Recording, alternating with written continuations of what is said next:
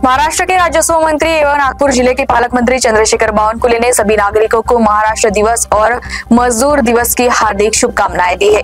बावनकुले ने विश्वास जताया है कि डबल इंजन की सरकार के माध्यम से महाराष्ट्र में अभूतपूर्व विकास और प्रगति संभव होगी।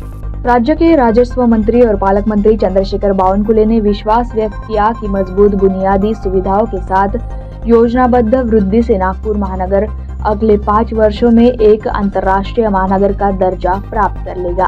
उन्होंने कहा कि मुख्यमंत्री देवेंद्र फडणवीस और केंद्रीय मंत्री नितिन गडकरी के विजन के कारण नागपुर महानगर विकास कार्य के ग्राफ में एक मील के पत्थर तक पहुंच गया है।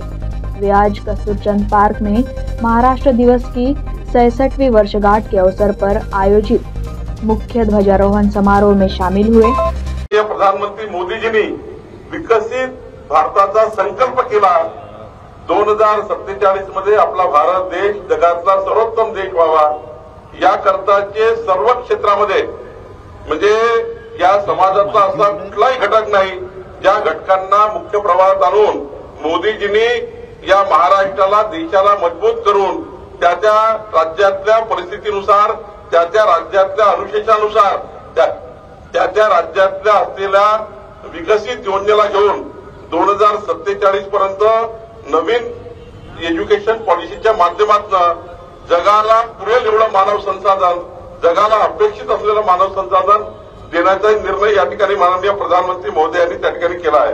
आणि म्हणून खऱ्या अर्थाने एकीकडे मोदीजींनी विकसित भारताचा संकल्प केला, सोबतच माननीय आमचे मुख्यमंत्री देवेंद्र फडणवीसजी यांनी विकसित महाराष्ट्राचा संकल्प केला आणि हा विकसित महाराष्ट्र आता समोर जातो आहे।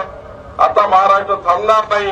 आता महाराष्ट्र या ठिकाणी इतका समोर जाणार आहे की 2029 पर्यंत महाराष्ट्र हा अनेक वर्षाचा बॅकलॉग दूर करून गडचिरोली पासून तर कोल्हापूर पर्यंत चांद्यापासून बांद्यापर्यंत या महाराष्ट्राला सर्व क्षेत्रामध्ये मजबूत करण्याचं या ठिकाणी काम करायचं आहे।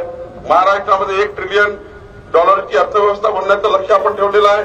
खऱ्या अर्थाने महिला सशक्तीकरण, शेतकरी, युवा, शासकीय कर्मचारी, ज्येष्ठ नागरिक, रोजगार, आरोग्य, उद्योगधंदे, शहरी पायाभूत व्यवस्था, ग्रामीण विकास, या ठिकाणी सांस्कृतिक स्पर्धा, क्रीडा, ऊर्जा, जलनियोजन या सर्व विकासाच्या नावावर माननीय देवेंद्र फडणवीस सरकार आमचं सरकार पुढे जात आहे। मला अभिमान आहे माननीय देवेंद्र फडणवीसजींनी मुख्यमंत्री म्हणून शपथ घेतल्यानंतर जर या राज्याला पहिली दिशा दिली असेल तर आमच्या महाराष्ट्राच्या संपूर्ण खात्यांच्या प्रमुखांना बोलवून सर्व मंत्र्यांना बोलवून त्या ठिकाणी त्यांची बैठक घेऊन प्रत्येक विभागामध्ये अत्यंत महत्वाच्या सुधारणा 100 दिवसामध्ये काय होऊ शकतात, 100 दिवसाचा कृती कार्यक्रम ज्या पद्धतीने मांडला गेला, माझ्यासारख्या महसूल खात्यामध्ये या ठिकाणी 24 सुधारणा करण्याचा निर्णय म्हणजे मागच्या 4.5-5 वर्षात ज्या काही बाबी शिल्लक होत्या तो मागच्या 50 वर्षात काही सुधारणा आवश्यक होत्या त्या सुधारणा करण्याकरता महसूल खात्याला 24 सुधारणा 24 विषयावर काम करण्यासाठी सांगितलं। असं पोलीस विभागाला, अनेक विभागाला, राज्यातल्या सर्वच विभागाला वेगवेगळ्या पद्धतीने टार्गेट माननीय मुख्यमंत्री मोदयांनी दिलं आणि मला अभिमान आहे की महाराष्ट्रातल्या सर्वच विभागांनी आज उत्कृष्ट काम केलं आणि आज माननीय मुख्यमंत्री त्याच्या विभागाला ते मेरिट देतील। खरं तर सर्वच विभागांनी चांगलं काम केलं त्यामुळं आज महाराष्ट्र पुढे जातो आहे।